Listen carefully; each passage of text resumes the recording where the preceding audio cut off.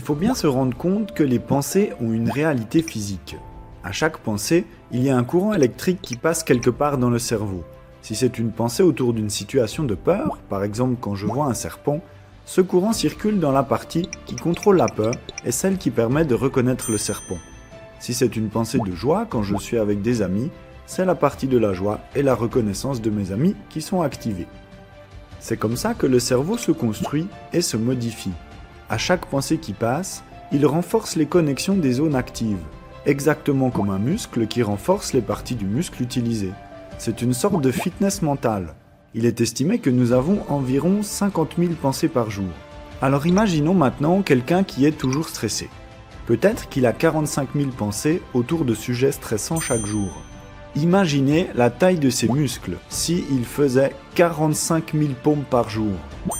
Son cerveau va devenir rapidement un professionnel de la création de stress, juste parce qu'il est vraiment très entraîné à cela. Et c'est là que l'hypnose et la méditation peuvent nous aider, en utilisant des exercices qui nous permettent d'apprendre à contrôler notre cerveau et diriger nos pensées vers les sujets qui nous intéressent, plutôt que laisser le cerveau penser à n'importe quoi. Ça nous permet aussi d'apprendre à laisser partir les pensées plutôt que s'accrocher à elles et les ressasser en boucle. En répétant les exercices, on fait notre fitness mental pour développer notre cerveau de la manière qui nous plaît. Et peut-être qu'on pourra devenir des professionnels du calme, du dessin, de la musique, du bien-être ou même du bonheur.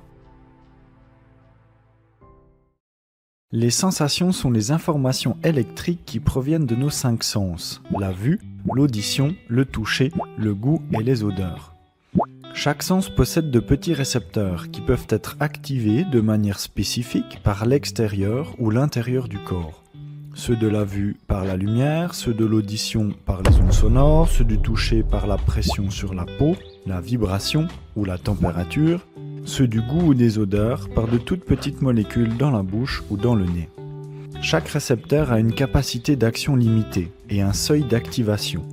Cela signifie qu'il ne peut capter que certaines informations, et uniquement celles qui sont assez fortes pour le déclencher. Cela implique qu'il y a une grande partie du monde qu'il nous est impossible de voir, d'entendre ou de sentir. Les yeux ne peuvent capter que cette petite partie du spectre visuel, et les oreilles que celle-ci du spectre sonore. C'est la même chose pour les autres sens. Parmi les milliards d'informations extérieures et intérieures, les récepteurs des 5 sens vont filtrer, trier et amplifier les informations de leur spécialité. Cela permet de faire ressortir certaines informations en particulier. Une fois que le récepteur est activé, il crée une décharge électrique qui remonte le long d'un nerf pour aller jusqu'au cerveau. C'est ce message électrique qui conduit l'information. Les récepteurs sont sensibles à ce qu'on appelle le phénomène d'habituation. Lorsqu'une information revient régulièrement, le récepteur prend l'habitude de la recevoir et envoie de moins en moins de messages électriques jusqu'à ne plus en envoyer du tout. Cela lui permet de rester vigilant aux informations inhabituelles et nouvelles et d'oublier les informations qui sont là trop souvent. Nos 5 sens nous permettent donc de voir le monde à travers le trou d'une serrure en utilisant des messages électriques pour communiquer avec le cerveau. Le cerveau possède des parties spécialisées pour chaque sens qui reçoivent l'information. Cela lui permet de décoder les messages électriques en provenance des récepteurs des sens. Ces parties envoient ensuite l'information à des aires cérébrales secondaires, spécialisées dans le traitement et la compréhension de celles-ci. Ces aires secondaires sont extrêmement liées les unes aux autres, mettant en commun des milliards d'informations afin de comprendre la signification générale des messages reçus. C'est ainsi que des sensations physiques naissent les perceptions mentales. Les sensations sont donc des messages électriques physiques et isolés provenant des récepteurs des 5 sens. Les perceptions mentales sont la mise en commun de ces informations par toutes les parties du cerveau. Voyons un exemple concret. Si on regarde cet arbre, les sensations captées par les yeux, ça donne à peu près ça. Et quand on met toutes les informations ensemble, on reconstruit une image de l'arbre et on crée la perception mentale de celui-ci. Ainsi, toutes les images que nous voyons, les sons que nous entendons, les sensations, odeurs ou goûts que nous sentons, sont des perceptions mentales et pas des sensations physiques pures. Ces perceptions sont donc les représentations mentales que le cerveau construit du monde extérieur et intérieur. Un point très intéressant dans le fonctionnement du cerveau est que les perceptions mentales qu'il a du monde ne sont pas liées uniquement aux sensations des 5 sens. En fait, les sensations physiques ne représentent que 10 à 15% environ des perceptions mentales, et c'est très peu. Le reste provient des informations issues de la mémoire, des émotions, du système de l'attention et des projections que fait le cerveau sur le fonctionnement du monde. Cela signifie que lorsqu'on voit un arbre, notre image mentale de cet arbre est composée de 10 à 15% des informations visuelles captées par les yeux. Les 85 à 90% restants de cette image d'arbre est inventée de toutes pièces par le cerveau. C'est la même chose pour la douleur, 10 à 15% de sensations physiques réelles et 85 à 90% créées par le cerveau, ce qui crée la perception finale de la douleur. Ce que nous pensons donc être la réalité est en fait une réalité inventée en grande partie par notre cerveau, selon nos souvenirs, notre culture, nos croyances et nos projections sur le monde. Alors comment comprendre ce point bizarre que les sensations ne représentent que 10 à 15% des perceptions finales ? Prenons un exemple pour décortiquer le fonctionnement du cerveau. Ta mère te rappelle que tu dois aller te faire vacciner demain. Au moment où elle te le dit, ton cerveau commence à anticiper, en quelques secondes, comment tout cela va se dérouler. Il va recréer mentalement le chemin pour aller au rendez-vous, la salle d'attente, le vaccin, l'aiguille. Il se crée donc une projection de comment le futur va se dérouler. Pour créer ce film du futur, le cerveau utilise les souvenirs passés. Il cherche tous les détails dans ta mémoire de ce que tu connais sur ce sujet. La mémoire sert donc de base pour l'anticipation du futur. Le système des émotions va scanner les souvenirs des précédentes vaccinations pour détecter les dangers et le risque d'y aller. Puis, il colle des étiquettes émotionnelles. Peu de risque égale émotion positive ou neutre. Beaucoup de risque égale émotion négative, comme la peur par exemple. Le système de l'attention va ensuite organiser les filtres attentionnels pour rester attentif aux dangers potentiels, par exemple à la sensation de l'aiguille dans la peau si c'est quelque chose qui te fait peur. À ce stade, tout se passe encore dans ta tête, en quelques secondes.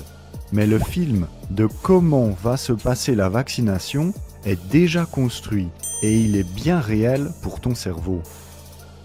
Le lendemain, tu vas te faire vacciner. Ce qui se passe à ce moment-là, c'est que tes 5 sens captent toutes sortes d'informations.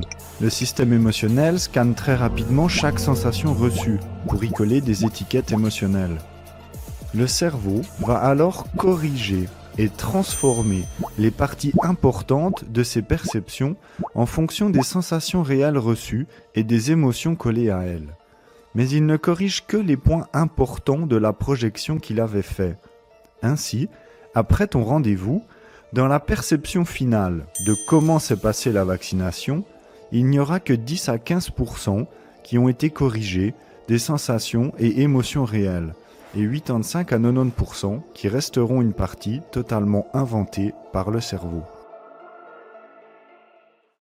Voyons maintenant quelles sont les implications de tout cela. Le cerveau vit dans un film du futur, créé par toutes les projections, anticipations qu'il en a, à partir des souvenirs, des sensations et émotions passées, filtrés par le système de l'attention, annotés par le système des émotions et corrigés par les sensations physiques reçues. Cela signifie tout simplement que toutes nos perceptions mentales peuvent être transformées. On peut changer notre ressenti des sensations physiques, comme la douleur, la nausée ou la fatigue par exemple. On peut transformer notre ressenti des émotions et des sentiments. On peut changer nos perceptions par rapport à la souffrance ou au bonheur. Toutes les perceptions, qu'elles soient en lien avec des choses physiques ou psychologiques, peuvent être changées, augmentées ou diminuées. Et pour cela, il suffit de travailler avec notre corps et notre tête, en changeant les sensations physiques captées par les 5 sens, en travaillant sur nos souvenirs, sur nos projections, anticipation du futur, sur nos émotions et sur l'attention qu'on porte aux choses. Notre cerveau nous donne des possibilités incroyables afin de pouvoir changer notre vie pour la rendre meilleure. Alors, utilisons-le à fond. Une question qu'on peut se poser est, vu que les perceptions sont inventées à 90% par notre cerveau, est-ce qu'elles sont réelles? Eh bien oui, elles sont bien réelles et existent physiquement dans ton cerveau. D'ailleurs, toutes tes pensées et toutes les choses que tu imagines existent physiquement sous forme d'électricité et de câbles connectés. Prenons un exemple. Tu as des douleurs chroniques fonctionnelles, perçues comme très intenses au niveau du pied. Les sensations douloureuses au niveau du pied représentent une petite partie des informations électriques totales de la douleur qui est perçue par le cerveau. À cela s'ajoutent les informations électriques en provenance de la mémoire, des projections anticipation et du système des émotions. Ces informations électriques peuvent être amplifiées et augmentées en force par le système de l'attention. Ainsi, la perception finale de la douleur est très intense car la quantité totale d'électricité qui circule dans le système de la douleur du cerveau est très importante. Cette perception de la douleur est donc absolument réelle pour ton cerveau et existe physiquement. Et c'est la même chose pour toutes les autres perceptions.